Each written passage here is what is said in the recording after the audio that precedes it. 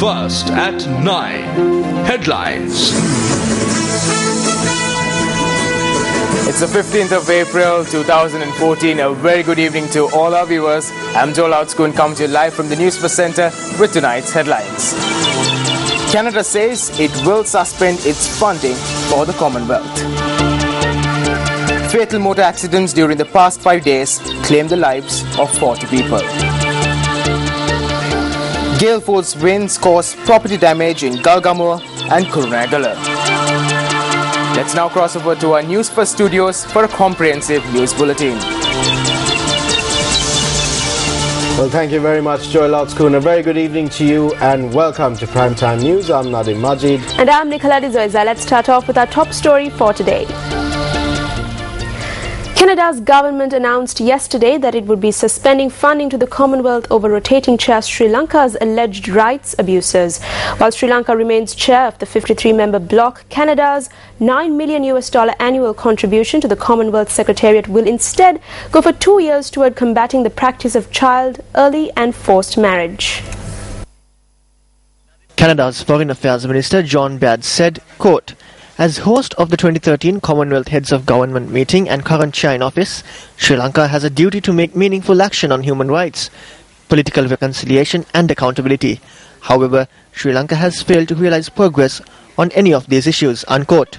He added, quote, "Canada believes that if the Commonwealth is to remain relevant, it must stand in defense of the basic principles of freedom, democracy and respect for human dignity, which are the very foundations upon which the Commonwealth was built." Baird noted that Canada can no longer justify providing additional funding to an organization that turns a blind eye to human rights abuses, anti-democratic behavior and religious intolerance in its member states. Meanwhile, the UK's Minister of the Foreign and Commonwealth Office says that the UK has very real concerns in Sri Lanka, the Commonwealth's chair in office.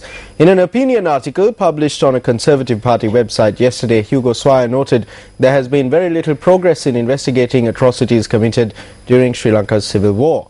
In the article titled "A Commonwealth for the 21st Century", Swire noted that UK Prime Minister David Cameron has shown great leadership in securing an international inquiry into this through the UN Human Rights Council. He adds that although the Commonwealth Charter adopted in 2012 is historic and enshrines the common values of the Commonwealth in a single document for the first time ever, its implementation has been patchy.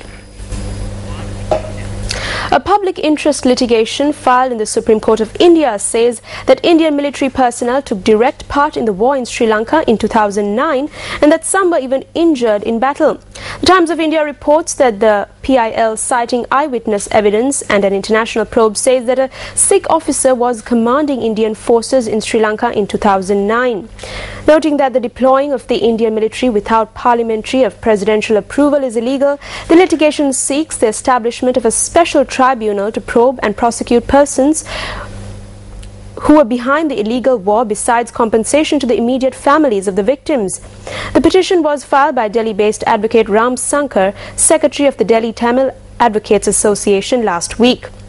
It is due to be taken up on the 17th of April. According to the Times of India report, the petition says that Indian Army, Navy and Air Force personnel were unlawfully sent to Sri Lanka to aid and abet the Sri Lankan forces.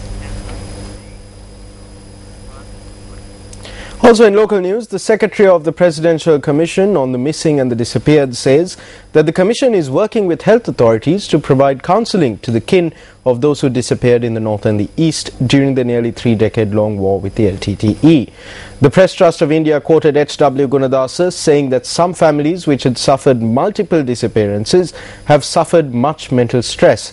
The 3-member panel appointed by President Mahinda Rajapaksa is mandated to inquire into alleged abductions or disappearances between the 10th of June 1990 and the 19th of May 2009. Gunadasa told the PTI, quote, "The Commission's work is being hampered by the lack of evidence on these cases. The relatives do not want to accept death certificates or receive compensation. They are hopeful that we will be able to find their relatives," unquote.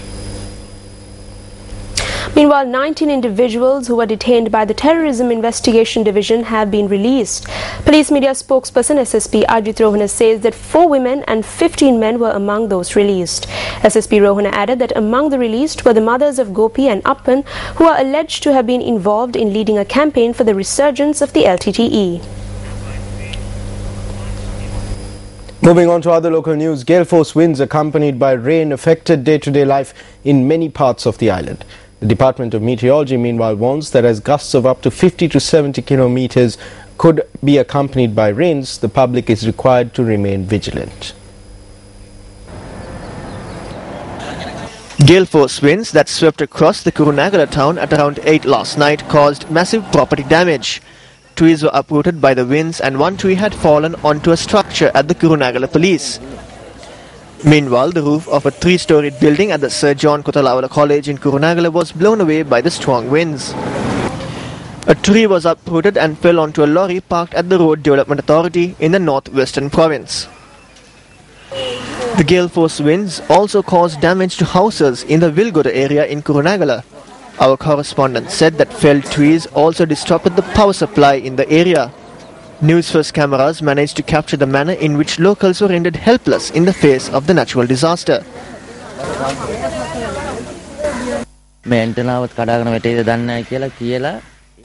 I feared that the antenna might fall off. I stepped outside. At once the tree uprooted. My wife and daughter were stuck under the tree. The village boys teamed up and rushed to rescue them. They pulled them out afterwards. The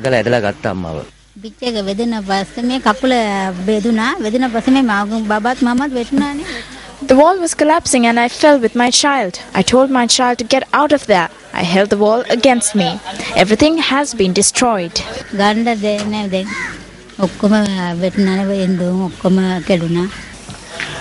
Gale force winds that swept through the Yayatu area in Usgala Siamalangamua, which is located in Galgamua at around 7 last night, damaged 8 houses. The roof of one house was completely destroyed, while fallen trees disrupted the power supply in the area.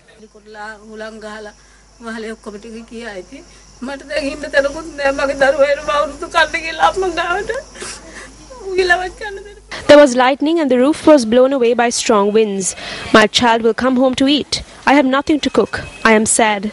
Please help me to rebuild my house. That is all I ask. Everyone celebrated the new year except for my child and I. Please help me.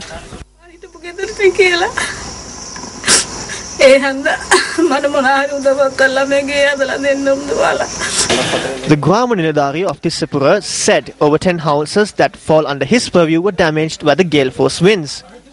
This incident took place at around 7 last evening. Most damage by the gale winds were caused to this house. On the other side, the electricity supply line to 2 houses have been damaged. Trees were uprooted. I have forwarded a report in this regard to the Divisional Secretariat for future course of action. Newsfirst contacted the Department of Meteorology on the prevalent adverse weather, and the department said that the winds are temporary and are not a cyclone or tornado.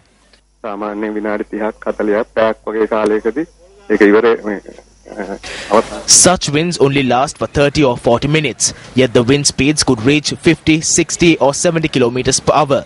This could cause massive damage to property. The inter-monsoon season is prevalent in the country, thereby thunder showers can be experienced during the evening hours of the day or a short period. The general public is requested to remain cautious due to the strong winds that accompany thunder showers and take measures to prevent lightning-related accidents.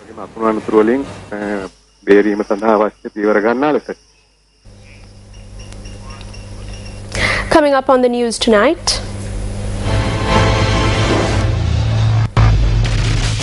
Moscow plans to take part in this week's 4-party negotiations on the situation in Ukraine. Details coming up at 9 tonight.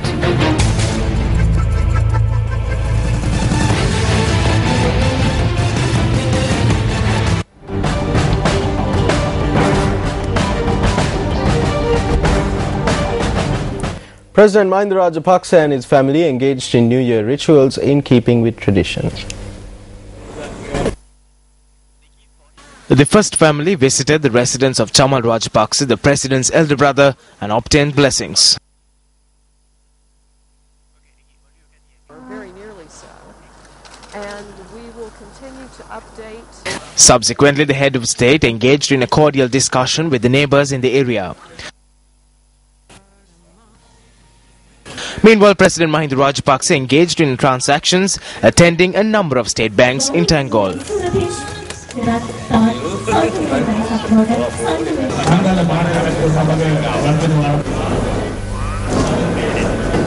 The police say that 40 people have been killed in road accidents over the past 5 days. Police media spokesperson SSP Ajit Rohana says that 34 fatal road accidents were reported during this time frame. 27 people were injured in an accident involving 2 buses near Vanarajawatha in Hatton this evening. The accident occurred when a bus plying from Hatton to Sammale collided with a bus plying from Muscatine to Hatton. The injured have been admitted to the Dikoya Base Hospital. Our reporter says that 2 small children and 17 women were among the injured. A 36-year-old mother of 3 was killed in an accident involving a motorcycle in Arlagangvilla. The motorcycle was being ridden by the victim's husband, a Samulti officer in Wehragala, which comes under the Arlagangvilla Police Division. According to reports, the motorcycle had toppled when the rider increased speed to get away from a group who was chasing after them. An individual was run over by a lorry and killed in Maamadala, Ambalantota. The police say that he was run over as he was attempting to cross the road with his bicycle. The driver of the lorry has been arrested. A 13-year-old girl was killed in another accident which occurred near the 17th mile post in Min area. The girl had been riding a motorcycle with her father. The motorcycle carrying the father, son and daughter was hit from behind by a van.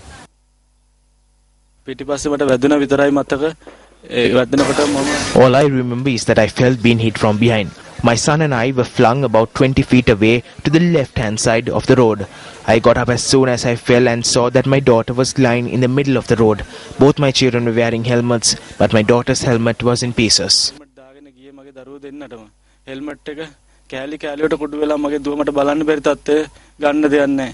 victim, Savindya Divyanjali, was a grade 8 student at Royal College Polonnaruwa.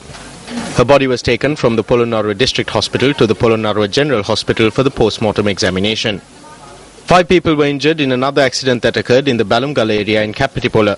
The accident occurred when a 3-wheeler travelling from Nuwara collided with a lorry travelling in the opposite direction.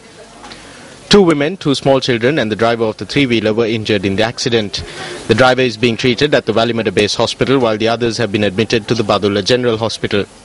Meanwhile, the director of the National Hospital, Dr. Anil Jasinga, says there was a considerable increase in road accidents during the New Year season this year in comparison with other types of accidents. When you compare with the figures of last year, we can say that there is a record decrease in the number of injured this year. All these the types of injuries have also come down except for cracker injuries. We had 3 this year and 3 last year. Though there is a remarkable reduction in all these kinds of injuries, I can say that the road traffic injuries still top the list. The police say that 880 people have been arrested between the 10th of this month and the present owing to drunk driving. The police have requested pedestrians and motorists to observe traffic laws when using the roads. Several murders were reported from several parts of the island. Crime Watch investigation has the details. 1 person was killed and another injured in a shooting that took place at a reception that was held at a house in Tilakapura in the Lewiston estate in Ambalangoda. The deceased has been identified as 37-year-old Indika Prasanna, a father of 2. Police say the shooting took place at around 9:30 last night. 2 people who were injured in the shooting were admitted to the Polwata Divisional Hospital, where one of the victims succumbed to his injuries. No arrests have been made as yet. A man was stabbed to death last evening in Vadulawatha Grand Pass. Director of the National Hospital, Dr. Anil Jasinga, said 2 young men with stab wounds were admitted to the hospital, where one of them succumbed to his injuries. The deceased has been identified as 21-year-old Pradeep Kumara. The injured victim is being treated at the accident ward of the National Hospital. The body of a young man was discovered in Kapuwaralama Oya yesterday. The deceased had been identified as 26-year-old Amit Pathum Chandasekara. The family had lodged a complaint with the police that Amit had not returned home after going to a concert in Kohonan on the 12th.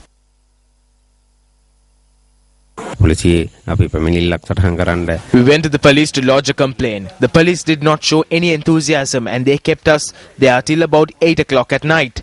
At night they asked us to search the area. But another policeman said that it was too late to search and that we should search in the morning. When we went there in the morning, we found the body. But another person who was there said he saw a youth with similar attire and of about the same size being beaten by 2 police officers who put him into a bus and took him towards the police. He said so on both days. He was not a troublesome person. There was no water in the river either.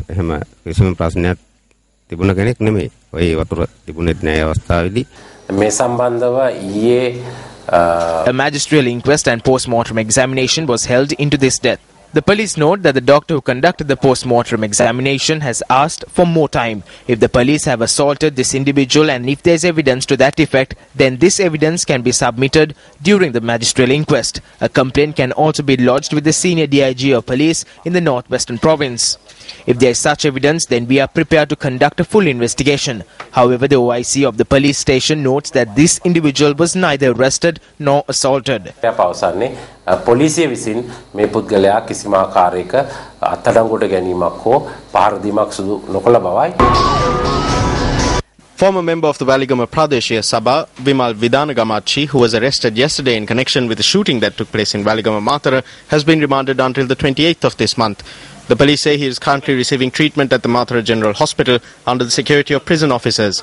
He was arrested in possession of a firearm after allegedly shooting 2 people over a private dispute. They were carrying machetes and were going to kill him. As a last resort, he shot at them with his licensed firearm. The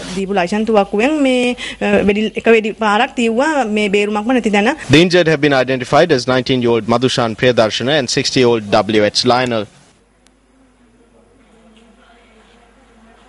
We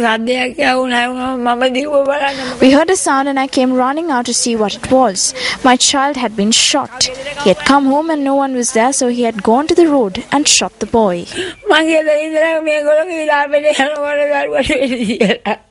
Our report also says that a mob attacked and caused damage to the home of former Waligama Pradeshia Sabha member Vimal Vidanagamachi.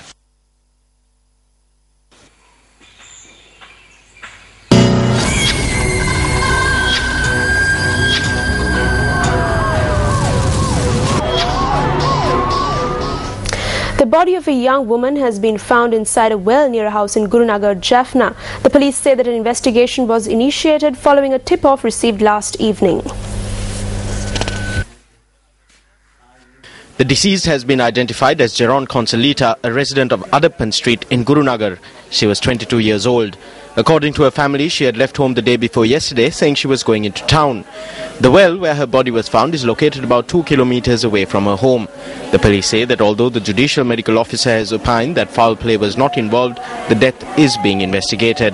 The police believe that the death of another woman whose body was discovered in a well in the Punnai Niravi area in Kilinochi was in fact an act of murder. The police suspect that she was murdered the day before and that her body had been dumped in the well. The police say that a relative of the victim has been arrested in connection with the incident. Bodies of several women discovered inside wells in Jaffna and surrounding areas in the recent past. Body of a 71-year-old woman discovered inside a well in Tiruveyar, Kilinochi. Body of a 41-year-old mother of 2 discovered in a well in East Inuvel, Jaffna. Body of a young woman identified as Maithili discovered in a well in Puttur, Jaffna. I'm aware that our young men and women are being changed, so they will abandon our culture, our way of life, our feelings and our traditions. You too should be aware that certain persons are engaged in a conspiracy to prevent you from achieving your ambitions and your happiness by using you for temporary satisfaction with money.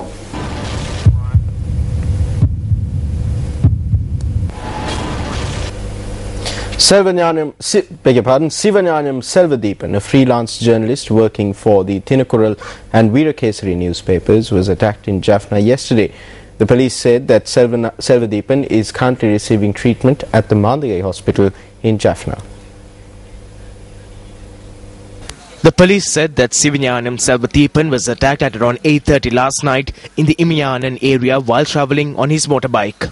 The police media spokesperson quoted Sivanyanam as saying that he was attacked with a pole.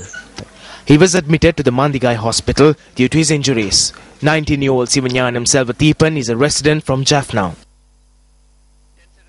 Meanwhile, issuing a communique, the Jaffna Media Centre says that it condemns the threats and intimidation made to journalists in the north. The communique adds that it condemns the attack on journalist Sivanyanam Selvathipan. Issuing a statement, the Russian Foreign Ministry says Moscow plans to take part in this week's four-party negotiations on the situation in Ukraine, but holding the talks will depend on the actions of the new Kiev authorities. The talks scheduled for Thursday are to be attended by top officials from the US, EU, Russia and Ukraine and are part of the diplomatic effort to resolve the ongoing crisis in Ukraine, where protests have recently intensified in the country's eastern regions.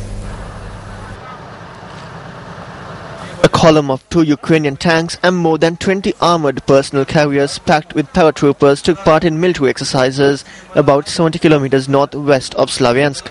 It is one of the first signs of a military deployment by Kiev's forces after armed pro-Russian separatists seized more buildings in eastern Ukraine, expanding their control after the government failed to follow through with their announced anti-terrorist operation, leaving Moscow's partisans essentially unopposed.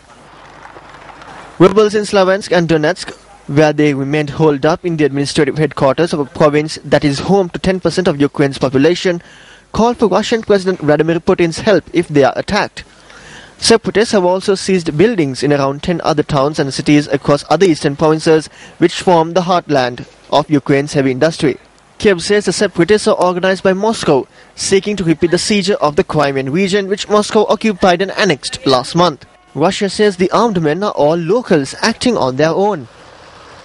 Meanwhile, angry protesters staged a demonstration outside Kiev's parliament demanding the resignation of the Ukrainian interior minister and the head of the state security service after authorities failed to follow through with their announced anti-terrorist operation against armed pro-Russian separatists stationed in the country's eastern province.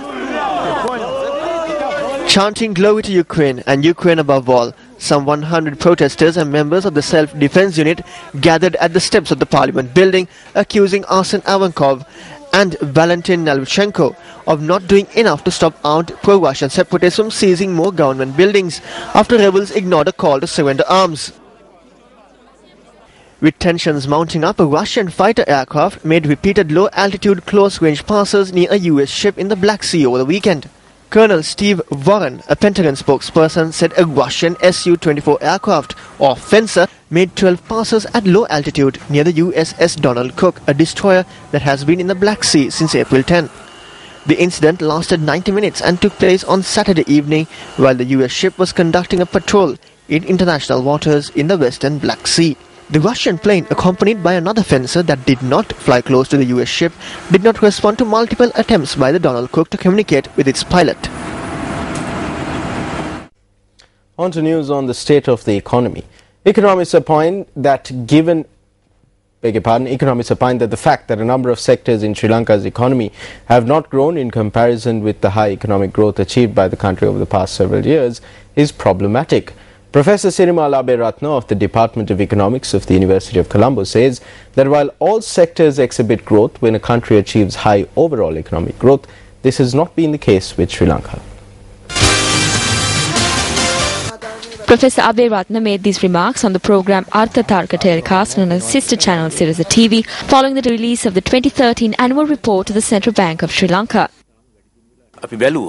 If we look at investment growth, foreign investment growth, export growth and government tax revenue growth, the convenience in the lives of ordinary people, the minimization of poverty and other factors, and compare that, we do not see parity. That is a problem for me. Professor Aberatna also commented on why Sri Lanka has not achieved expected investment growth. I believe that there hasn't been progress in Sri Lanka in terms of investor confidence. That is the basic problem. There are several reasons for this. I believe that one of these is the parity between policies. While investors look at the present situation, they also look at the security of their investment 20 to 30 years into the future. They look at the profitability of their investment. They look at the positive environment. It is based on several factors such as this that investors decide whether to come to Sri Lanka. Well, you can catch the full interview with Professor Sirimal Aberatna on Artha Tharka at 10:45 p.m. tonight on Sirasa TV.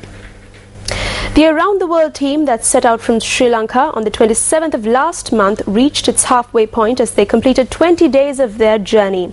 Today, the team got the opportunity to tour a number of locations in New York. Newsfirst Ramesh Rugal Bandara reports.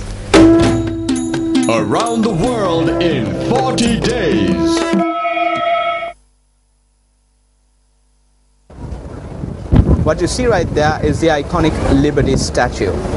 Right now, we are on a ferry headed to Staten Island from the New York City. The Around the World team boarded this ferry bound for Staten Island from Whitehall in New York. On our way, we were able to witness the iconic Liberty statue, which serves as a welcoming beacon to all immigrants and as an icon of freedom. Constructed in 1886, Lady Liberty was a gift of the French people to the United States. Many street artists ply their trade on the streets of New York thanks to Lady Liberty, which draws in over 3.2 million tourists annually.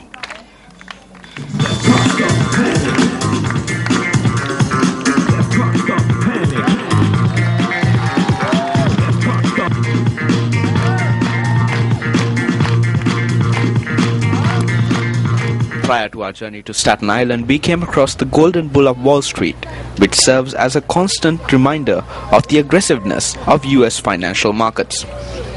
Following our arrival in Staten Island, our team was able to indulge in a Sri Lankan meal after nearly 20 days away from home.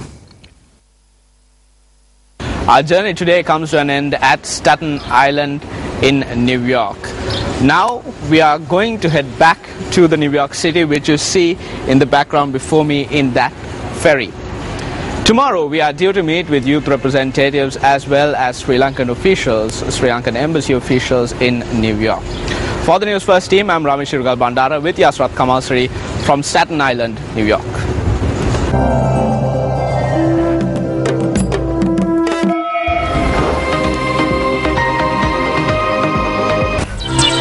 And that's a wrap of your primetime news for tonight. Thank you for joining us. For the Newsfirst team, I'm Nicola Dizoiza. And I'm Nadim Majid, just reminding our viewers that you can keep abreast of the stories that we're following here at Newsfirst by logging on to our website www.newsfirst.lk or by liking us on Facebook, facebook.com/newsfirst.english. We leave you tonight with a look at the weather forecast for the next 24 hours.